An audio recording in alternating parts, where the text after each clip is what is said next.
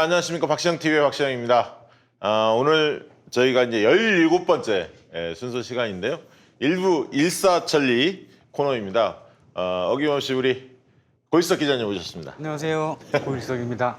잘 지내셨습니까? 예, 잘 지내고 있습니다. 요즘 참 잘 주무세요? 예, 왜? 오늘 다들 뭐 그거 물어봐. 잠 잘 자냐고. 오늘 불면의 시간을 보낼 인물들이 있어요. 잠을 못 잘 겁니다. 예. 윤석열 오늘 잠을 못 잘 겁니다. 지금까지도 못 잤을 텐데. 네, 내일 이제 오전에 예, 추미애 장관이 입장을 결정할 텐데 예, 지금 방금 이제 속보로 뜬 게 예. 그겁니다. 사실상 특임검사를 임명을 했어요. 한 거죠. 윤석열 총장이 독립적 수사본부를 구성하겠다. 허울은 뭐 그럴싸한데 그래서 기존의 서울중앙지검 수사팀을 포함해서 김영대 서울고검장의 지휘하에 수사본부를 구성하겠다. 예. 사실상 특임검사를 임명한 겁니다. 그렇죠. 그리고 결과만 총장한테 보고하도록 하겠다 이렇게 이야기를 했는데 이 김영대 고검장이 어떤 분이냐면 서울고검장이 TK 출신입니다. 선골 검찰 내에서는 그러니까 이제 정권에 대해서 굉장히 반감이 많고 검찰 조직 이기주의에 똘똘 뭉친 장본인입니다. 그런데 저는 추미애 장관이 당연히 안 받을 거라고 생각하는데 예. 지금 문제는 뭐냐면 민주당 법사위원들한테 노비가 지금 굉장히 많이 들어가고 있습니다. 윤석열 측에서. 그래서 이 부분을 좀 받아달라 애걸복걸 하고 있는데 들리는 이야기로는 일부 민주당 의원들이 좀 흔들리는 것 같아요. 그래서 여러분들이 윤석열 총장 측한테 흔들리지 않도록 민주당 법사위원들 흔들리지 않도록 여러분들이 독려를 좀 해주셔야 합니다. 추 장관은 흔들리지 않을 걸 확신하는데 일부 또 법사위원들은 입장이 좀 모호한 입장이 뛸 수도 있다라는 어떤 소식들이 들려오기 때문에 긴장감을 가지고 오늘 밤 비상하게 대처를 해야 할 거 아닌가 생각이 들고요. 만약에 김영대 서울고검장이 특임 검사로 임명을 만약에 추미애 장관이 허한다면 이는 곧 윤석열 리스크를 우리가 1년 더 지속시키는 그런 어떤 안 좋은 결과를 맞이할 수밖에 없다. 예. 그런 말씀 드리고요. 오늘은 이 주제만 가지고도 1시간 이야기를 해야겠지만 오늘 이제 중요한 손님을 또 모셨습니다. 왜냐하면 지금 이 검찰 문제 못지않게 정권의 운명이 걸리는 정책이 바로 부동산 정책입니다. 그래서 이제 요즘에 많은 분들이 실망감을 표출하고 있는데요. 좀 어떻게 풀어야 할지 난감하다 이런 얘기를 많이 하고 있습니다. 그래서 오늘은 부동산 정책에 대해서 일부에 집중적으로 이야기를 해볼 거고요. 2부에서는 남북 문제를 또 이야기를 해보겠습니다. 평화, 새로운 길이 과연 열리나 이런 기대감이 있는데 그 부분 관련해서 2부에서 좀 다뤄보고요. 오늘 1부는 부동산 특집이다.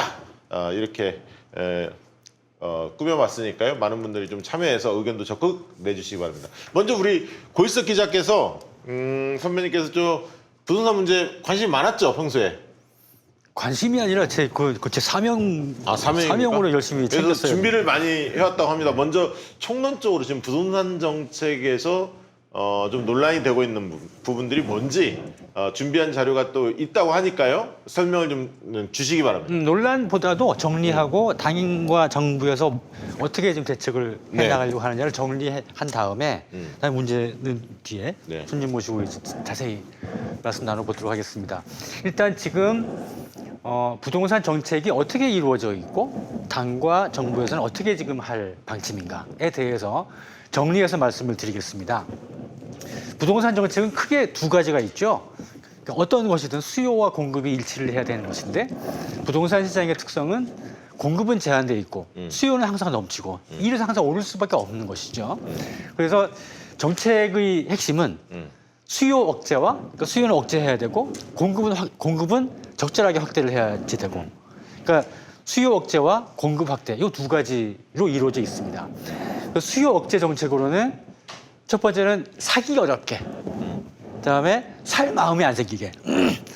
사기 어렵다는 것은 살려면 비용이 많이 사는데 비용이 많이 들어야지 되고, 그다음에 살 마음이 안 생긴다는 말은 무슨 말이냐면 여기서 큰 돈 남을 거라고 생각하니까 산단 말이죠. 근데 큰 돈 남을 것 같지 않으면 안 살 거란 말이죠. 이것이 이제 그 두 가지입니다. 그래서 사기 어렵게 하는 방법으로는 취득세를 부과하고요.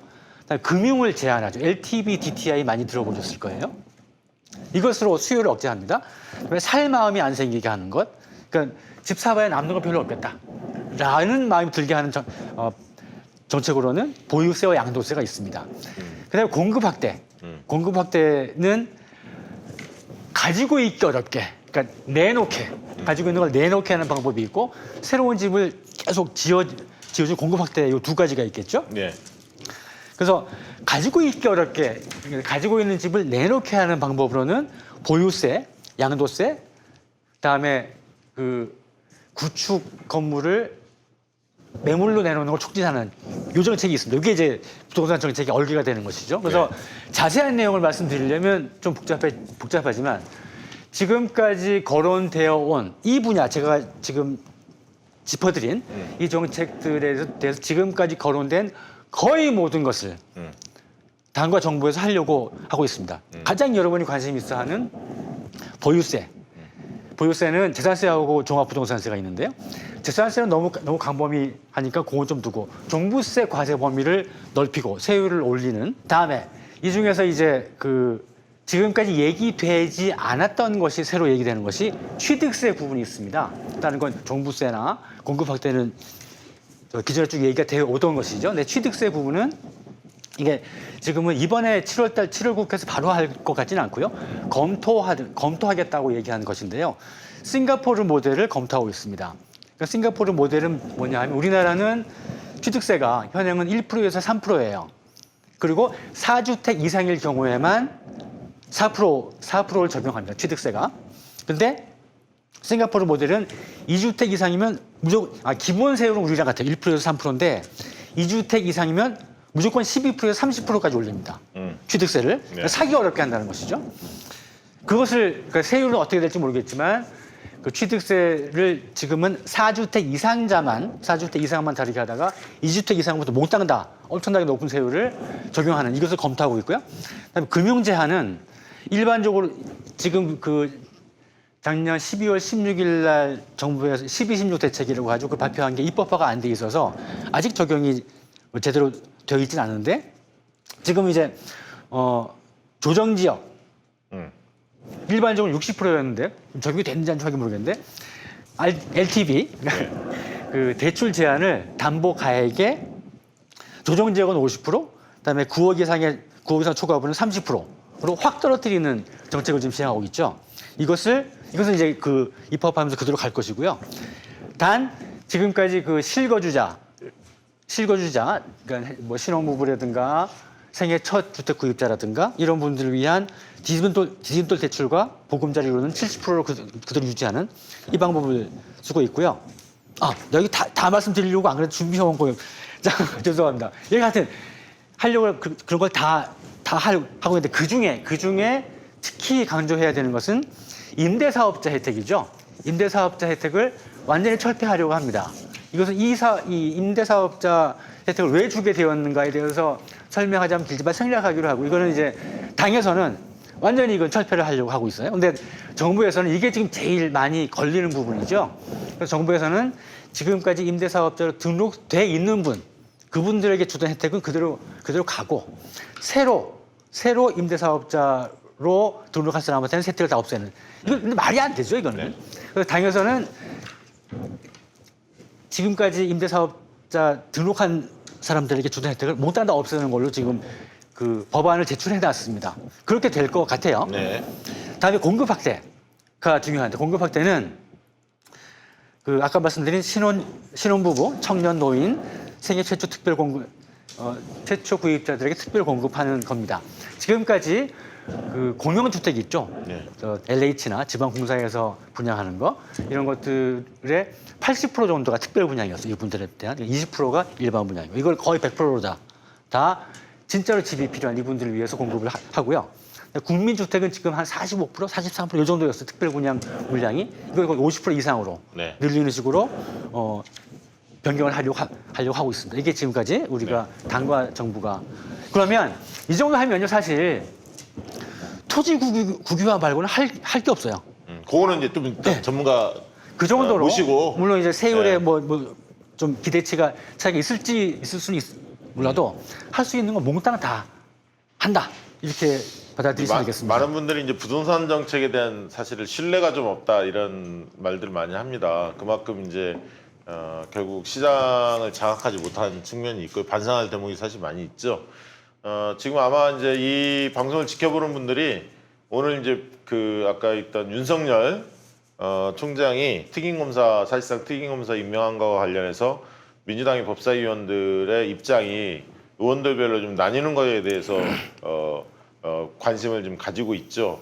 저도 뭐 마찬가지고요. 그래서 방송을 좀 끝나고 난 뒤에 법사위원들한테 문자도 저도 좀 보내려고 합니다. 그래서 아마 입장이 잘 정리되지 않을까 싶고요. 원래 이제 추미애 장관이 내일 윤석열 총장이 주장하는 사실상 특임검사 이 부분을 못 받겠다. 원래 지시사항이 아니니까요. 그렇게 결정이 내리면 바로 감찰 조치를 취할 겁니다. 그럼 감찰이 이루어지면 징계위원회가 구성이 되고요. 징계위원회에서 문제가 있다라고 판단을 하면 대통령께 해임 건의안을 올릴 수가 있습니다. 그러면 대통령이 최종적으로 판단하는 그런 프로세스로 가지 않을까 싶습니다. 좀 많은 분들 오늘 밤 긴박하게 움직여야 할 것 같고요. 오늘 부동산 문제에 대해서 색다른 시각을 제시한 분이 있습니다. 오마이뉴스에 기고도 하셨는데 저도 보고 이분 모시고 좀 말씀 좀 듣고 싶어서 오늘 꼭 한번 모셨으면 했는데 마침 좀 수락을 해주셔서 오늘 모셨습니다. 희년 함께라는 단체가 있습니다. 그 단체에서 팀장을 맡고 있는 이성영 팀장님을 모시도록 하겠습니다. 박수로 맞이해 주시기 바랍니다. 이쪽으로 오세요. 안녕하세요. 자, 인사 우리 시청자분들께 인사 한번 해주시겠습니까? 어떤 분인지 좀 궁금해할 것 같은데요. 네, 안녕하세요. 저기 희년함께에서 학술기획팀장 맡고 있는 이성영이라고 합니다. 전혀 사실 소위 듣보잡인데 이렇게 유명한 자리에 불러주셔서 감사합니다. 네. 희년함께는 어떤 단체입니까? 예, 저희는 그 헨리 조지라는 분 들어보셨나 모르겠는데 진보하는 성장은 끊임없이 일어나는데 왜 가난은 더 심각해지는가 이런 것들을 문제를 이제 정리했던 진보와 빈곤이라는 책을 쓴 저자인데요. 19세기 경제학자입니다. 이분의 어떤 사상, 경제 사상을 기초로 해서 이제 이걸 현대적으로 좀 적용하는 단체고요.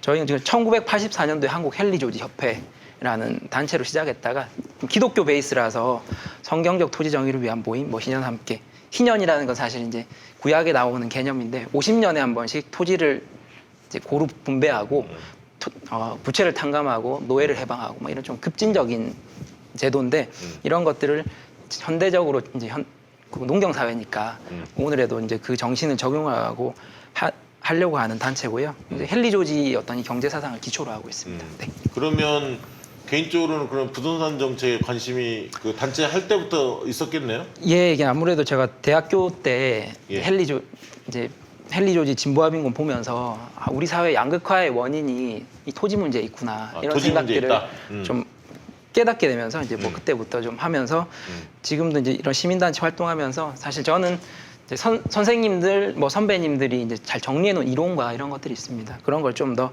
쉽게 알리는 역할 이렇게 이해해 주시면 될 것 같습니다. 지금 이제 구 기자님도 이제 답변을 좀 해주셨으면 좋겠는데 국민들의 정서, 부동산 정책에 대해서 어떤 정서, 어떤 반응을 가지고 있을까요? 심리적으로도. 우리 이 팀장님 먼저 한번. 제가 먼저 할까요? 제가 이게 만화 하나를 갖고 왔는데 이게 21세기 개미와 배짱이 판입니다. 이게 사실 10년 전에 15년 전에 돌던 만화인데 지금도 너무 적합해서 신입사원 개미군은 언제나 열심히 일합니다. 배짱이 군은 엄마가 사준 집에 살면서 놀기만 합니다. 비록 지금은 배짱이 군이 2억 앞서가지만 과연 3년 후에도 그럴까요? 알뜰살뜰 개미군은 어느새 3천만 원이나 모았어요.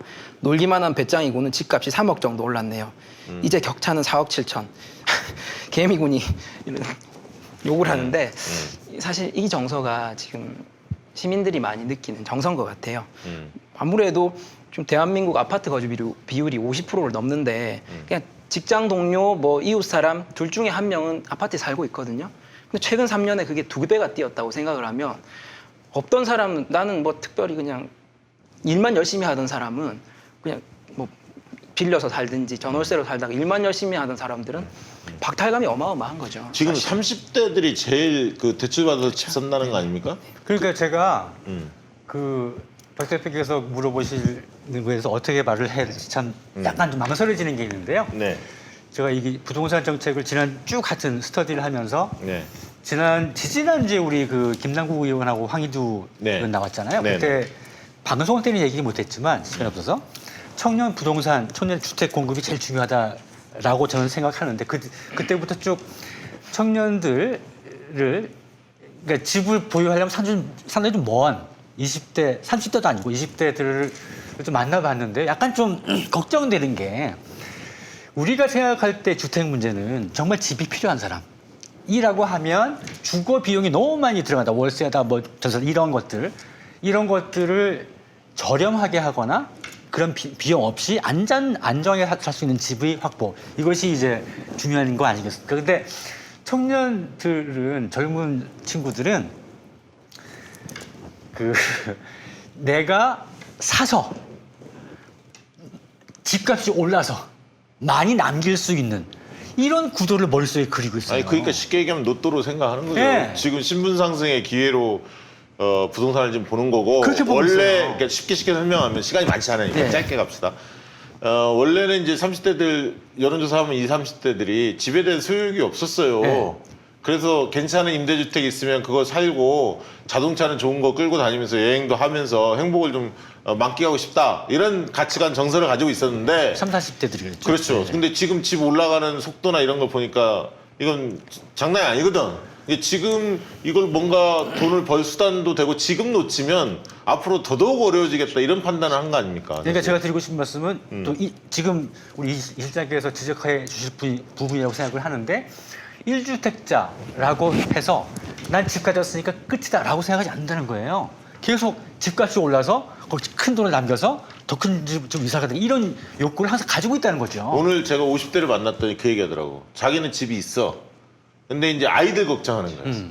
집값이 이렇게 올라오니까 행복한 게 아니라 우리 아이들한테 뭔가 집 사는데 좀 도움을 줘야 하는데 자신이 없거든요. 거기까지 자신이 없는 거예요.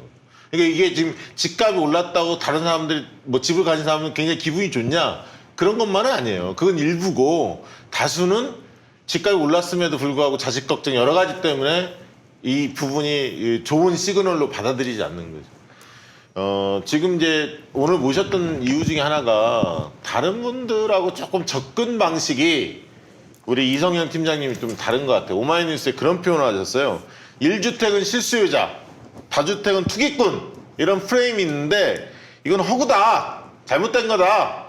라고 이제 주장을 하셨어요. 그러면서 저도 이제 그 기사를 읽고 이럴 수도 있겠구나라고 판단해서 한번 들어보자 차원에서 이제 모셨는데요. 그 주장 좀 소개 좀 네, 해주십시오. 일단은 1주택 실수요, 다주택 투기꾼이라는 프레임으로 지금 정책을 계속 짜고 있는데 이게 일단은 실무적으로 구분하기가 쉽지 않습니다. 다주택자들이 1주택자로 변장할 수 있는 방식이 너무 다양해요. 그렇다면서요? 예, 제가 사실 저도 2월에 오마이뉴스에 기사를 쓰면서 법인으로 이렇게 가는 상황이 많이 벌어질 거다 이런 예측을 뭐 예측이 아니죠. 사실 유튜브나 이런 데 많이 이야기했거든요. 그런 그렇죠. 것들이. 법인으로 가서 예. 법인은 규제가 별로 없으니까 네, 돈 네. 버는 법인 또. 같은 경우는 종부세 6억 이하도 비과세였고 뭐 이러다 보니까 3주택자들이 1주택 법인 2개를 만들어서 집을 하나씩 다 이제 자기가 개인이 하나 갖고 있고 법인 하나씩 이렇게 하면 종부세가 거의 안 나오는 거예요. 양도세도 굉장히 저렴해지고. 그러다 보니까 이렇게 변장을 하는 거거든요. 근데 그래서 이제 뒤늦게 이게 막잖아요. 그러면 지금 또 제가 그때도 이야기했던 건데 지금 부동산 관리 신탁 또 방식이 있어요. 이게 사실 외국에 나가거나 이런 사람들이 국내에 이런 갖고 있는 주택을 관리를 못하니까 그냥 관리 신탁에 맡기는 건데 이런 것도 사실 쓰려면 쓸 수 이렇게 넘어가면 관리 신탁이 하면 그건 주택 소유를 안 잡는단 말이죠.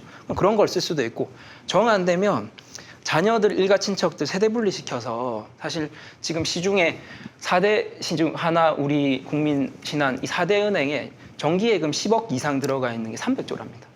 그 돈들이 이제 그러면 자녀들한테 차용증 써서 그냥 빌려줄 수 있거든요. 네. 그거는 자금 조달 계획서에 전혀 문제가 되는 게 아닙니다. 그럼 일가 친척들, 자식들 쪼개가지고 다 세대 분리시켜서 하면은 문제 없는 거거든요. 얼마든지 편법이 가능하다는 거죠. 편법이 아닙니다. 그냥 합법이에요. 합법적으로, 합법적으로. 그러니까 이런 식으로 다주택 투기꾼, 1주택 실수요자 이러면은 다주택자들이 변할 수 있는 방법이 너무 다양해요. 근데 지금도 정부는 어쨌든 다주택자를 올감해서 네네. 공급량을 좀 확보하자. 이렇게 지금 방향을 잡고 있는 거 아닙니까, 사실? 다주택자를 올가매면 다주택자가 1주택자로 변하고요. 그리고 일단은 부동산 가격이 안 떨어질 거라는 판단을 다 시장 참여자들이 하고 있으면 소위 부동산 불패 신화가 머릿속에 딱 박혔다고 하면은 무주택자들이 엄청나게 들어가거든요. 그렇죠. 그 수요를 어떻게 다 감당할 거냐. 이건 아무리 죄송한데 공급을 엄청나게 해도 지금 서울 같은 경우도 50% 미만이 지금 작아 보이고요. 한 절반 이상 다 임대를 살고 있어요. 거기서 한 몇만 채 공급한다고 더 많은 임대인 저월세 사는 분들이 더 많이 가격이 오르겠냐고 더 많이 뛰어들면 아무리 공급을 해도 이거 어렵다는 거죠. 그래서 그런 저희 혜택이 뭡니까? 아니, 해결책이 뭡니까? 그래서 저희 입장은 그러니까 왜 근본적으로는 그러면 왜 다주택자, 1주택자, 무주택자들이 더 많이 부동산 시장으로 뛰어드는지를 검토를 해야 되는데 핵심은 뭐냐면 토지 불로소득입니다. 그렇죠. 토지 불로소득은 사실 저희가 자동차 투기가 일어나지 않잖아요. 그렇죠. 왜냐하면 그건 감가상각을 하기 때문에 사봤자 이거는 그냥 실수요가 아니면 별 의미가 없는 거거든요. 근데 부동산은 그 아래 토지는 이제 개인이 노력해서 만든 것도 아니고 이게 올라가는 방식을 보면은 예를 들어 이번에 서부선 개통을 하잖아요, 서울에서. 그렇게 하면은 이제 그쪽에 집값들이 어마어마하게 뛰는 거거든요. 교통시설을 넣어준다거나 공원을 만든다거나 문화시설을 정부가 이제 공급하면은 그냥 오르는 거예요. 그러니까 다 개인이 먹고 싶은 노력해서 거잖아요. 그런 게 아니라 네네. 사회적으로 그걸 형성되는 이제 거죠. 다 먹고 싶은 건데 그럼 소위 지대추구라고 하거든요. 전체가 노력해서 만든 거를 개인이 다 갖고 가려고 하는. 근데 이런 것들을 그대로 용인을 해두고 그건 다주택자는 안 되고 1주택자는 그렇게 좀 먹어도 괜찮아. 이렇게 하면은 계속 변한다는 거죠. 다주택자가 1주택자로 변하고 무주택자가 1주택자로 들어오려고 하는 거거든요.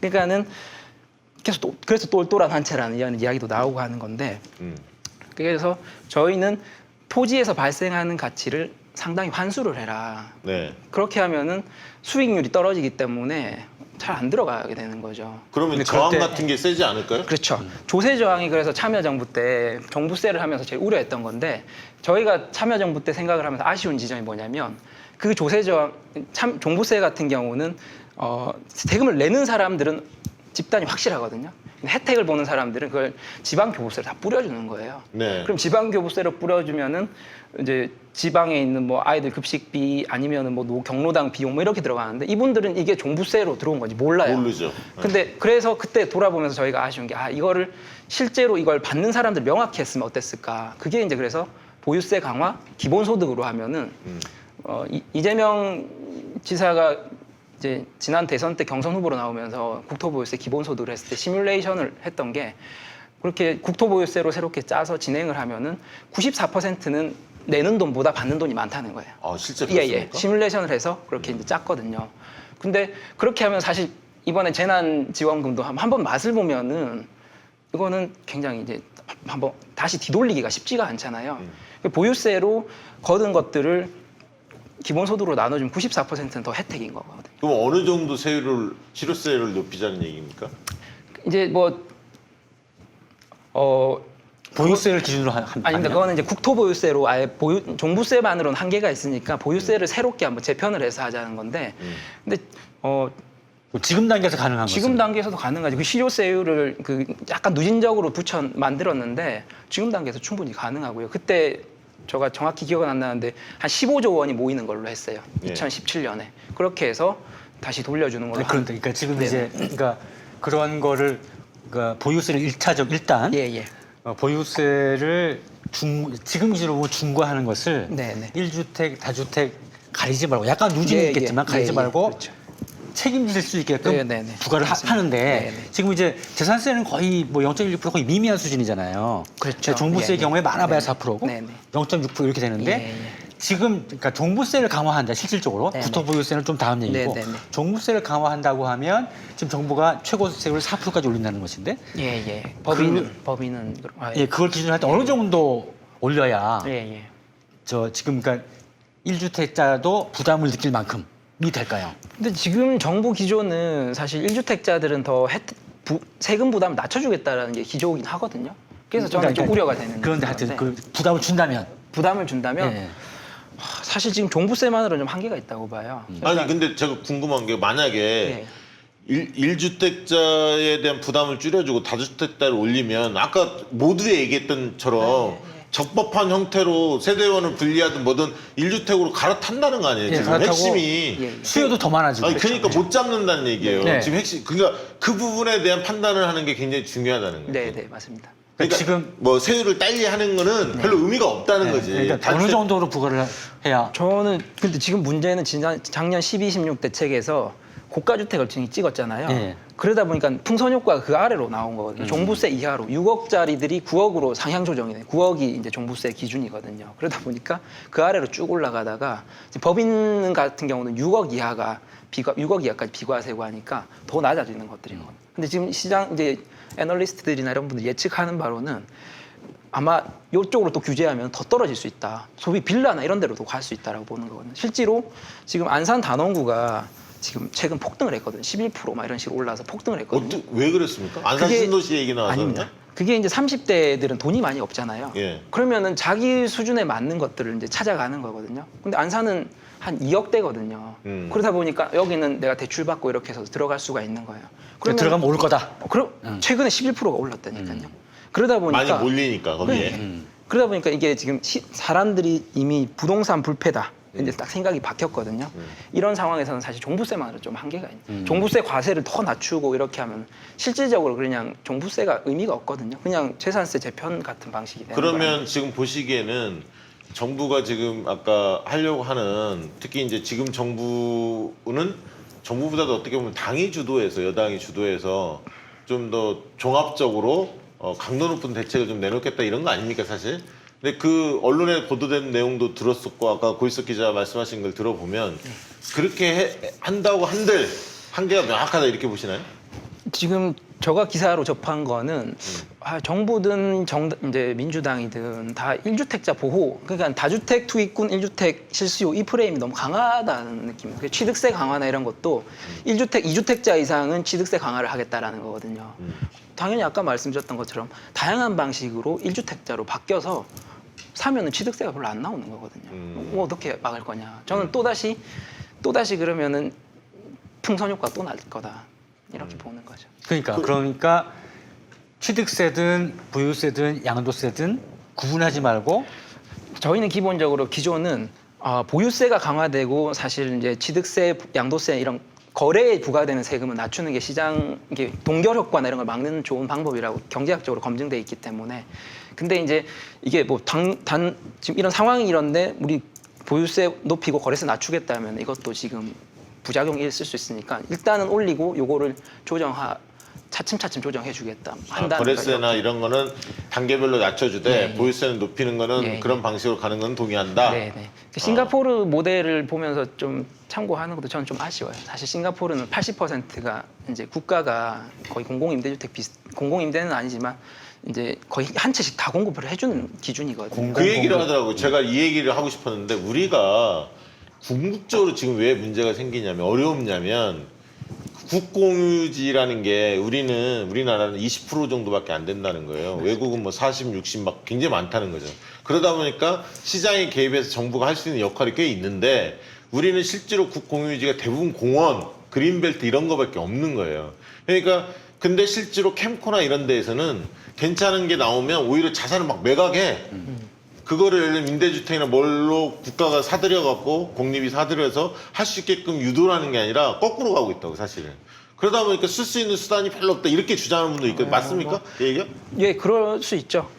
근데 이제 그거를 이제 분양 방식으로 한다면은 조금 지금 상황에서 이게 저희가 공급을 반대한다는 게 아니라 이제 이런 부동산 불패 수익을 낼 수 있다라는 이런 생각이 만연한 상태에서 공급을 할 때는 이게 불난 집에 기름을 끼얹는 수가 있죠. 사실 이게 참여정부 때 검단 신도시, 판교 신도시 이런 데들이 이게 했을 때 더 막 뛸 수밖에 없죠. 그게 이제 이런 환수 장치를 제대로 마련하지 않은 채 하면은 그러니까 10개를 지으면은 20명이 더 들어오는 구조가 되니까. 근데 그러면 예를 들면 경실련 쪽에서 주장하는 것처럼 다주택자들한테 압박을 넣어서 거기서 물량이 나오도록 유도를 해야 한다. 공급 물량이. 이 주장에 대해서 어떻게 생각하세요? 임대사업자 지금 세제 혜택 부분은 사실 좀 문재인 정부의 뼈아픈 실책이긴 하죠. 그래서 저는 이제 그 방식도 있겠고 참 우리가 그건 실수했다. 이렇게 하면서 이제 그걸 좀 돌이키겠다 이런 방식도 있을 거라고 보고. 근데 이렇게 할 때 우려는 뭐냐면요. 이제 소위 소급 적용이잖아요. 예. 소급이 될 때 이제 위험성은 자칫 잘못하면 앞으로 정부의 말을 이제 안 믿을 수가 있는 거예요. 왜냐면은 하다가 바꿀 수도 있으니까 이제 시장 참여자들의 어떤 근본적인 어떤 룰이 깨질 수 있으니까 그래서 그 부분을 신경 써서 진짜 이번 한 번이다. 그래서 이건 정말 우리의 실책이다. 그리고 뭐 이런 것들이 반복되지 않도록 하겠다. 뭐 이러면서. 그럼 지금 아니 그러니까 그래서 뭐 경실련 그 김현동 그 양반은 네네. 문책성 인사를 한다. 네네. 그 임대사업자 부분들 그 네. 정책에 대해서는 근데 이제 그런 부분들이 정확한 평가가 없다 보니까 시장의 시그널 자체가 이상하게 흐르고 있다. 이제 이런 주장도 하거든요. 제가 궁금한 거는 시민사회 쪽에서 다양한 그룹들이 목소리를 내는데 주로 어떤 그룹들이 어떤 주장들을 좀 하고 있습니까? 좀 알고 예. 판단했으면 좋겠어요. 우리 시청자분들이. 예. 뭐 사실 제가 예, 한번 소개를 좀 해주시죠. 뭐 크게 지금 이야기하고 있는 팀이 이제 경실련이 이제 크게 예. 이야기하고 있고요. 경실련 같은 경우는 이제 기본 기조가 이제 저렴하게 공급하면 되는 문제다. 그리고 이제 말씀하셨던 임대사업자 혜택 취소하고 다주택자들한테 세금 세게 매기고 이런 방식인데 근데 저희랑 조금 결은 다릅니다. 저희는 이제 뭐 공급을 하더라도 환수정 이게 토지 불로소도 환수 정책을 명확하게 하고 해야지 안정적이다고 보는데 좀 표현해서 죄송한데 우리 경실련에서는 이명박 정부 때 했던 토지 임대부 분양주택을 굉장히 선호를 하고 있어요. 토지 임대부 분양주택. 임대부. 강남 브리질에 이제 홍준표 의원이 이제 발의를 해서 토지 임대부 분양 특별법 발의해서 만들었던 건데 이제 그걸 굉장히 좋은 모델로 생각을 하시거든요. 이제 이렇게 공급을 해서 보금자리 주택을 공급해서 가격이 떨어졌다 이렇게 이야기하시는데 근데 지금 강남 브리질이 거의 시세 비슷하게 올라가 있거든요. 아 그때 처음만 그렇지 분양할 때만 쌌지. 그게 이제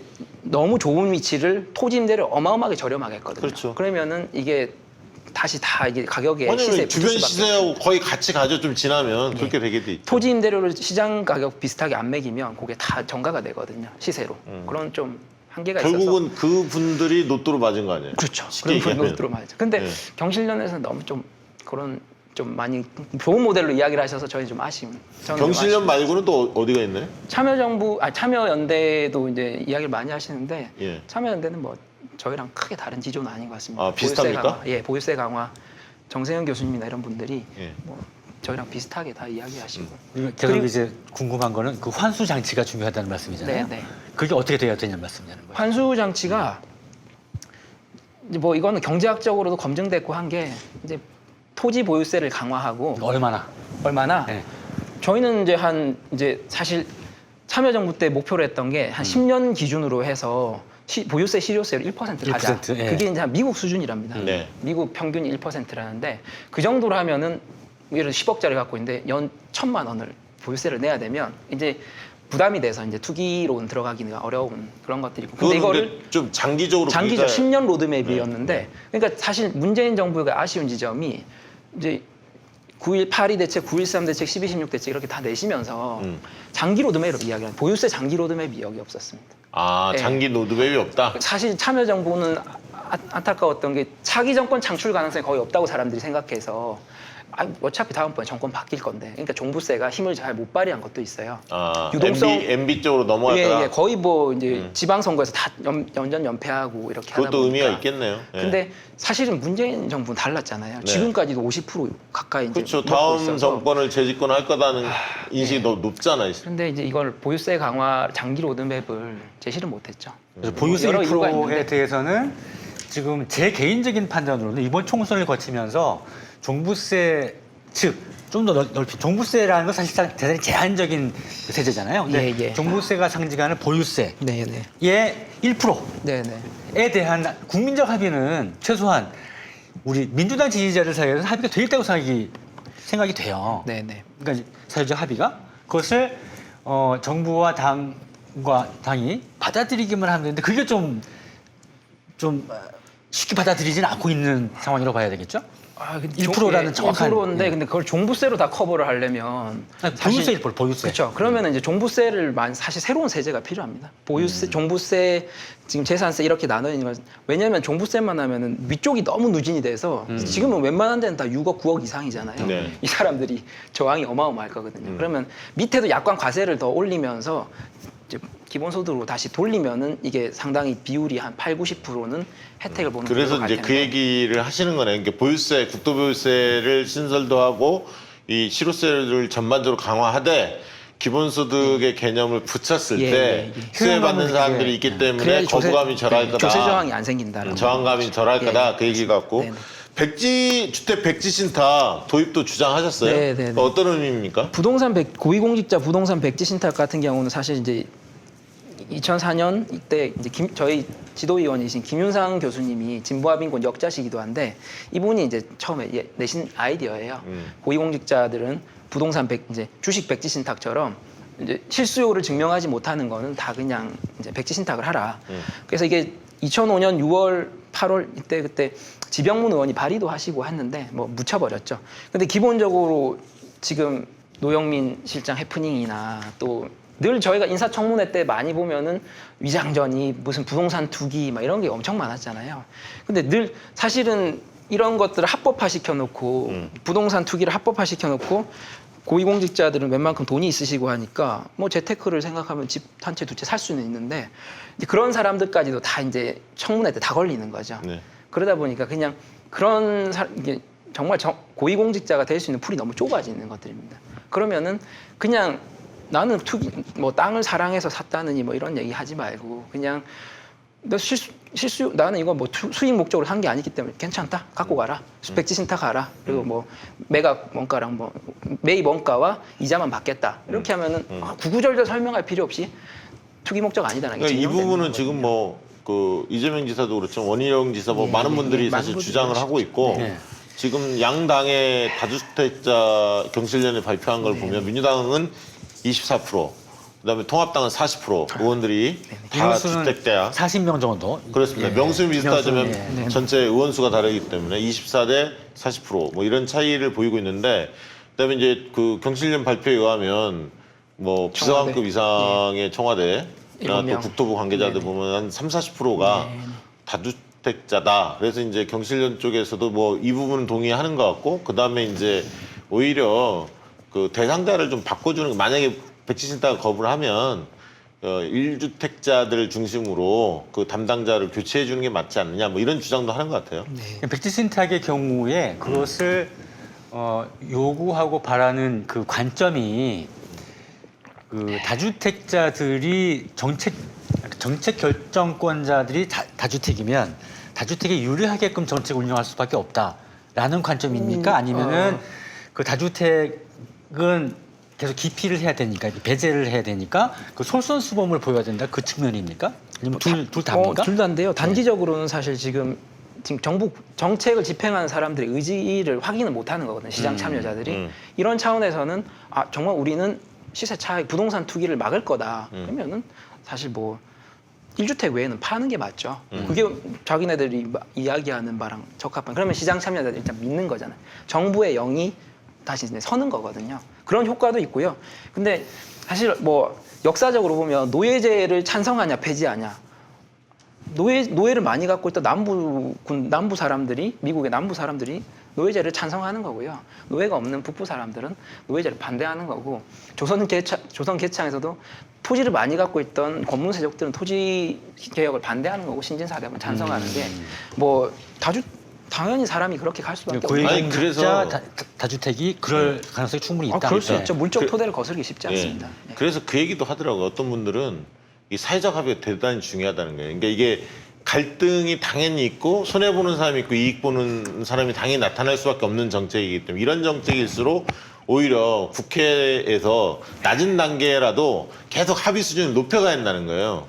여야 간에 요 부분 합의하자. 요 부분 합의하자. 근데 지난번 20대 국회에서도 사실은 그 세금 종부세 올리는 거에 대해서 통합당이 반대해서 통과는 안 됐지 않았습니까? 그러면 통합당이 생각하는 정책은 도대체 뭐냐? 다 내놓게 하고 낮은 단계부터 계속 합의 수준을 높여가는 그게 정상이죠. 그게 정상이잖아요. 그러니까 그건 그것대로 노력을 해야 하는 거고요. 네. 그래서 국회에서 예를 들면 민주당 안도 있지만 이 예를 들면 공론화할 필요도 있다. 이 문제에 대해서 다수의 국민들도 참여하게끔 왜 교육제도만 공론화하고 탈원전 문제만 공론화하냐는 거예요. 예를 들면 부동산 정책에도 그럴 필요가 있다는 생각도 한편으로 들고 제가 이제 여쭤보고 싶은 것은 대통령이 어떻게 했으면 좋겠습니까? 이 문제에 대해서. 대통령께서요. 예. 그러니까 저는 뭐 기사에도 썼지만 이건 대통령께서 분명한 철학을 가지실 필요가 있거든요. 근데 이제 대통령께서 다주택 투기꾼 1주택 실수요 이 생각이 많으신 것 같아요. 근데 이렇게 하면은 이제 기재부 관료들 따라갈 수밖에 없어요. 사실 참여정부 때도 기본적으로 기재부는 보수적으로 생각할 수밖에 없거든요. 경기 부양 뭐 이런 것들 때문에 그러다 보면은 참여정부 때도 종부세를 신설할 때 기재부 출신 관료들이나 또 정치인들은 반대를 많이 하셨어요. 그렇죠. 예. 근데 이정우 정책실장님과 이런 분들이 많이 주도하신 거거든요. 밀어붙인 거죠. 예. 네. 그리고 대통령께서도 분명한 정책 철학이 있으셨던 거고. 그래서 일단은 대통령께서 좀 분명한 좀 철학을 가지실 필요가 있는데 저는 이번에 그 개성공단 연락사무소 폭파됐을 때 원로들 모셔가지고 이야기 들으셨잖아요. 네. 저는 부동산도 그거 한번 하셔야 될 것 같거든요. 예를 들어 네. 박승 한국은행 총재 네. 그리고 이정우 실장님도 좋고요. 예. 그리고 이중구 서울대 경제학부 재정학 예. 교수님 이런 분들 너무 훌륭하시고 실무적으로 이론적으로 정말 훌륭하신 분들. 그럴 필요는 있다고 봅니다. 그런 예. 예. 이야기를 들으면서 좀 철학을 세우실 필요가 그렇죠. 있다. 그게 이제 그게 중요하다. 대통령의 철학이라는 어쩐데 부담스러운 말씀으로 표현하셨지만 어쩌면 더 부담스러울지 모르겠지만 박 대표가 말씀하신 국회 차원의 합의도 우선 낮은 차원의 합의할 수 있는 부분을 확보하는 것도 중요하고 부동산 문제에 대해서는 진짜 그것이 어려운 건지는 모르겠지만 진짜 가장 합의가 안 돼 있는 부분이 부동산 부분인 것 같아요. 우리 진영에서도 종부세는 어느 정도 합의가 된 것 같은데 나머지 부분 지금 1주택 부분도 엄청나게도 논란이 예상되는 부분이잖아요. 그래서 그런 지금 말씀하신 대통령께서 원로들을 모으고 말씀을 나누는데 그 방식을 통해서라도 대체적인 합의, 우리의 목표, 종부세 1%도 그러니까 보유세 1%도 훌륭한 목표가 될 수 있지 않습니까? 그 시기가 어떻게 됐든 그럼 목표를 설정해 나가는 것이 중요할 것 같아요. 그렇습니다. 그리고 제가 이렇게 좀 여쭤볼게요. 그린벨트 해제에 대해서는 논란이 좀 있어요? 어떻게 보세요? 일단 저희가 공급을 반대하는 입장이 아니라 아까 말씀드렸다시피 그린벨트 필요하다면은 뭐 그린벨트 해제를 할 수도 있죠. 네. 근데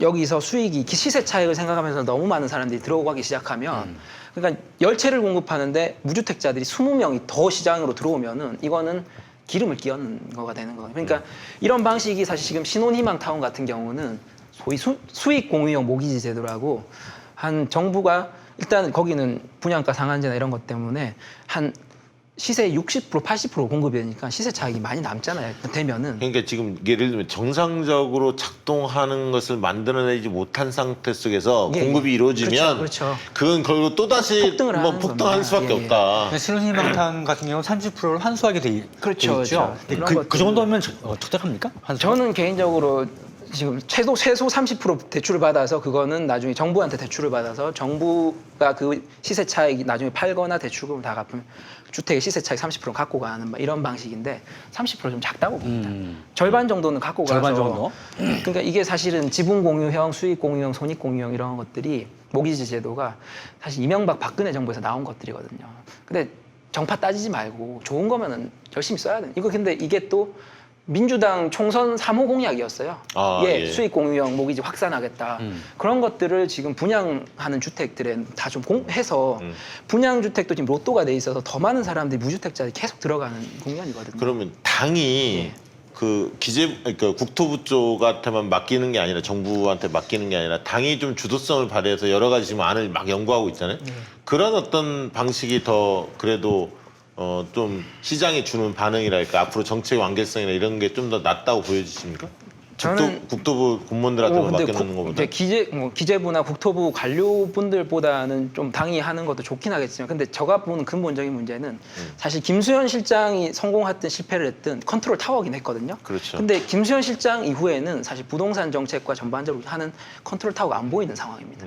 그러면 이 상황에서는 김현미 장관이 그런 역할을 하는 것 같지는 김현미 않고. 장관도 컨트롤 타워라고 저희는 보이지는 않고요. 예. 그러면은 이 상황에서는 청와대에서 분명한 컨트롤 타워를 세워야 된다고 보거든요. 그러니까 왜냐면은 지금 정책이 막 충돌하는 게 너무 많아요. 사실 유동성 차원에서는 지금 이 넘치는 유동성이 부동산에서 빼서 딴 자산 시장으로 가도록 해야 되거든요. 그렇죠. 근데 지금 최근에 6월에 주식 양도세 과세 이런 정책이 나왔단 말이죠. 그게 뭐 실체가 어떻든 저떻든 사람들이 인식하는 거는 주식에다 양도세를 매기네? 주식 수익률을 더 떨어뜨리려고 하네라고 생각하면 유동성이 지금 부동산에서 다른 데로 가야 되는데 그래서 지금 그 반발도 세요. 증권거래세 예. 그걸 한번 해제하자. 다루죠. 다루시면 반발할 예, 만한 것입니다. 반발할 요런 나는 찬성인데. 유동성, 세제, 공급 이런 거 전반적으로 좀 컨트롤할 수 있는 나는 그 생각도 들더라고. 지금 한국판 뉴딜 추진하는데 이게 정부의 자금 투자만 있는 게 아니라 시민 참여형으로 이거 어떻게 만들 거냐. 그러니까 과거에 DJ가 했던 벤처 부분 같이 왜냐면 지금 뭐 이렇게 예를 들면 주식 공모 대규모 그 주식 공모 하는 데들 보면 성장 가능성 있는 데는 엄청나게 민간에 지금 자본이 막 쏟아지거든요, 사실. 그래서 이 유동성의 이 문제를 과연 그 부동산 시장에서 안 가고 다른 쪽에 탈축으로 뭔가 뚫어줘야 하는 거 아닙니까, 사실. 그게 벤처 캐피탈이 한 예가 될 수가 있는 거죠. 그쵸, 정부에서 그러니까, 하려고 하는데. 예. 그러면은 마지막으로 묻고 우리 시청자분들의 질문을 좀 받고 네. 그렇게 마무리를 해야 할 것 같은데 이 부동산 정책에 대한 정부의 관리 목표 어디다 두어야 하는 겁니까, 이게? 그러니까 이제 기재부 입장이 이해가 안 되는 거 아닙니다. 지금 코로나19로 해서 경기 위축이 예상되니까 집값을 이제 이거 세제를 하든 집값을 세게 뭐 규제를 하면은 이게 경기가 침체가 될 수 있다라는 위기감이 있거든요. 기재부는. 그러면은 그래서 적당히 유지를 하려고 하는 그런 입장이에요. 그러니까 집값도 안정시키고 경기 위축도 막아야겠고 이게 사실 딜레마거든요. 집값도 잡아야 하고 그러면 경기가 또 위축되는 것도 막아야 경기 하고. 활성화를 해야 되고 한데 근데 이게 사실 뭐 보유세 강화 그냥 보유세 강화만 하고 뭐 수익 환수 장치하고 하면 뭐 집값이 떨어지면 사람들이 심리가 또 위축이 되고 하면 부의 경기가 더 안 효과가 좋아질 수는 되거든요. 있는데 그래서 저희는 두 개를 왜 같이 풀어갈 수 있는 방식이 토지 보유세와 기본소득 이번에 재난지원금 통해서 확실히 봤잖아요. 이게 서민들한테 소득을 주면은 소비 효과가 확실히 나납니다. 고소득층한테 주는 것과는 확실히 다르거든요. 기본소득 자체가 보유세를 통해서 걷어서 골고루 뿌리면은 서민들이 소비가 근데 내가 활성화될 궁금한 거예요. 거는 예. 이 국토보유세 이 아까 있던 지대 추구에 대해서 연구하다 보니 예. 그거를 막 공부하다 보니까 이 조세 저항을 막으려면 네네. 기본소득 같은 방법이 있겠구나 해서 이렇게 단계별로 옮겨가신 겁니까? 처음부터 무슨 기본소득 처음부터 생각을 안 했을 거 이제 아닙니까? 토지 보유세 같은 경우는 큰 철학은 토지는 개인의 노력이 아니기 때문에 모두가 공유해야 된다라는 네. 입장. 처음에 근데 저희는 기본소득까지는 뭐 가진 않았고요. 예. 참여정부 생각해 보면 뭐 쓸 데가 많잖아요. 예. 세금을 걷어서 공공을 위해서 쓰자. 예. 근데 이제 그게 이제 지방교부세로 뿌려서 이렇게 하곤 했는데 공공을 위해서 쓰긴 쓴 거잖아요. 예. 근데 사람들은 이게 종부세에서 온지 모르는 거예요. 모르죠. 그러면은 그것보다 더 효과적인 거는 실제로 돈을 꽂아주는. 이거는 그리고 정의롭기도 하잖아요. 이건 땅은 개인의 노력도 아니고 모두의 노력이니까 각자가 n분의 1씩 갖고 간다. 이거 정의롭거든요. 예. 그러면 잠깐만 하면 그 지방교부세 참여정부 때 네. 종부세를 지방교부세를 한 거는 네. 알만한 사람은 다 알았죠. 예. 알았고 알았는데 그것이 이제 이명박 정부 때 종부세 일부가 위헌 판결 받으면서 확 바뀔 때 예. 그 당시 지자체장들이 네네. 대부분 한나라당 출신이었어요. 아, 네. 근데 지금 민주당 출신이었으면 절대 못하겠을 거예요. 네네. 그러니까 그런 차이가 있는 것이죠. 있죠. 그러니까 만약에 그 보유세를 올리는데 그것이 효용감이 전제가 돼야 한다면 기본소득도 네, 이해가 되겠지만 참여정부 때처럼 그 보유세로 한 것은 그 해당 지자체가 아니라 네네. 서울 수도권을 제외한 지자체로 네네. 교부한다. 예, 예. 이런 것지금만 되면은 또 예. 가능하다는 그렇죠. 얘기겠죠? 가능하죠. 예. 가능한데 이제 참여정부 때는 이제 지방교부세로 해보니까는 뭐 한나라당 출신이라서 그럴 수도 있고 너무 조용하더라고요. 예, 그래서 그때 이제 진짜. 김병준 지금 한나라당 가 있는 미통당 가 있는 김병준이 헌법보다 고치기 네, 어려운 맞습니다. 제도로 예, 예, 그거였는데 그렇게 했는데. 그냥 손바닥 뒤집어졌어요. 예. 이 질문을 좀 드리고 이제 뭐 마무리를 해야 할 것 같은데 질문이 여러 개 나왔었는데 저희가 좀 놓쳤고요. 이 얘기 하나 나오네. 토지 보유세, 토지 공개념 제도가 일맥상통한 것이냐?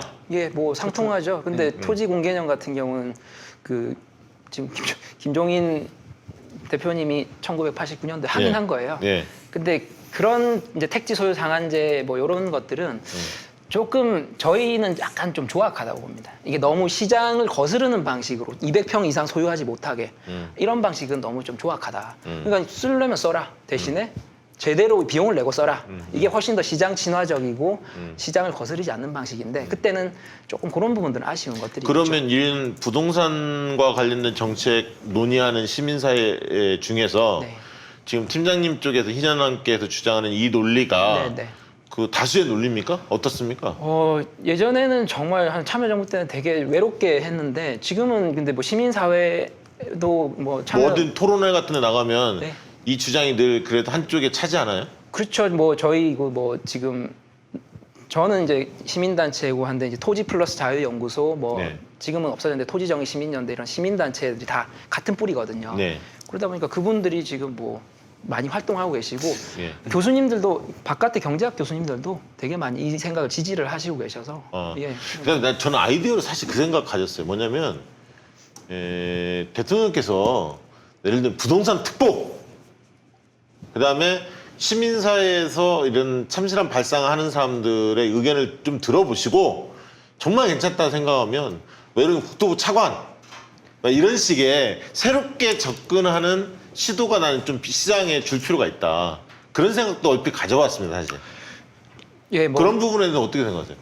뭐 난 부동산 특보도 필요하다고 봐요. 예, 특보 그게 컨트롤 타워 아, 말씀하신 그 근데 컨트롤 타워 뭐 제가 시민단체이긴 하지만 컨트롤 타워를 시민단체 출신이 뭐 장하성 교수님도 하시고 했는데 조금 더 그래도 그런 부분은 경험이 있으신 분들이 하는 게 좋겠다. 저는 개인적으로 이번에 박지원 의원님도 국정원장으로 하셨잖아요. 네, 맞습니다. 경험이 있으시고 또 통찰이 있으시니까 보내는 거잖아요. 네. 좋은 분들 많이 있거든요. 좀 어르신들 중에. 예. 저희 편을 이정우 교수님도 너무 경험도 있으시고 이론과 실무가 탁월하신 분들이고 이런 분들을 좀 그리고 컨트롤 타워로 세워 좋지 않을까 생각도 드는데 올드보이라고 생각하실 수도 있긴 한데 아니 그러니까 저는 뭐 사람을 거명한 게 아니라 예, 예.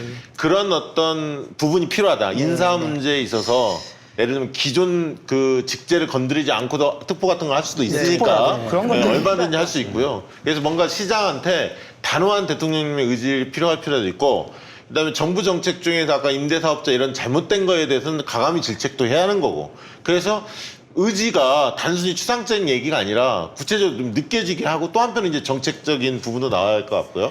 거기에 걸맞는 그 얘기를 좀 드리고 싶고 끝으로 두 분의 질문을 하고 답변을 듣고 마무리하겠습니다. 시간이 좀 됐으니까요.